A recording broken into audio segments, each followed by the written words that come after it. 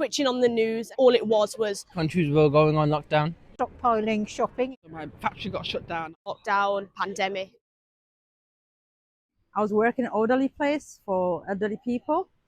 I was night shift, and I started hearing about COVID. I never heard it before. I heard a lot of people started to get it, and I thought something's going on here. I'm from quite a small town relative to Birmingham, and just hearing about people that had died as a consequence of COVID, I was quite shocked by it. The sort of immediate impact on my community, really. I went from working in an office to working at home, which was the worst thing in the world because I had no separation between work and life. I was literally 6 feet away from my work desk at all times. I was stuck with like my dad and my sister at the time. I couldn't see my mom, I couldn't see my grandma because she was old and at risk. Because it came from seeing my grandma every Wednesday to not seeing her for like nearly a year. The fact that we were all together with the family, we were all right.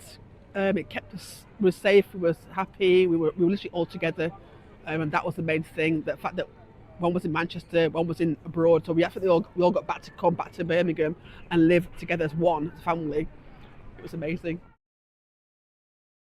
Shook us all up a little bit. Some people are still suffering from it. I really think about like the germs. Me socialise more, Eating more healthy. try different things. I'm now a stay-at-home dad, which is the best thing ever. I'd love to go back to work, but my priorities are just, I want to be with my family. I need to support my family and be with them as much as possible. I've just been thinking about it. The impact it's had on school children. I'm out of that generation completely, but just the impact that it has had currently. Because a lot of our classmates are from Wuhan, and then they were like going through a lot of trauma, and yeah, we're just like feeling it's weird, like we can't be there for them, and we're hearing about what they are going through.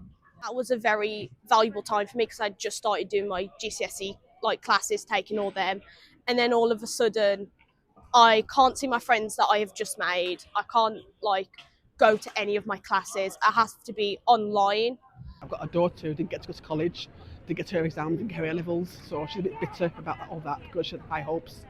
So, and then my son's college got shut down, so both my last two, I think Gen Zs and Gen Xs, they were affected more by it because of the lack of education for them. Yeah, I think I'm still just like recovering from that because I fall behind a lot. I have been like looking to those mental well-being aspect of our lives, and I didn't really to pay attention to that. I didn't think too much about it, and now like in my works and project, I try to incorporate that experience into my study.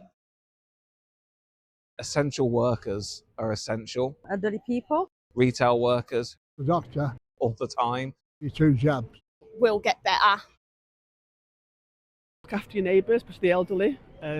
I had a chance to go to be a living carer, and it was amazing how the elderly were left behind because they couldn't get out. And for those who couldn't afford a living carer, they were in homes, and a lot of them passed away through lack of just family. Remember the elderly, remember your family, remember your parents. The value of physical touch and physical connection between humans, and yeah, we should all like appreciate the time that we can do that and like value the interactions. There was lots of hard times to do with COVID, and you can get through the worst day of your life and you think you won't, but you do. Don't forget who people are. We're all humans, at the end of the day. Just don't forget who we are. That's all I can say, really.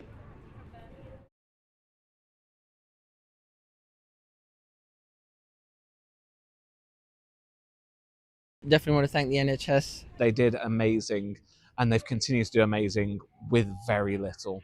And they work in the hardest conditions, meeting people who are at their worst and at their most vulnerable. And I understand that when you're feeling vulnerable, you want to lash out. But yeah, they just need support all the time and love.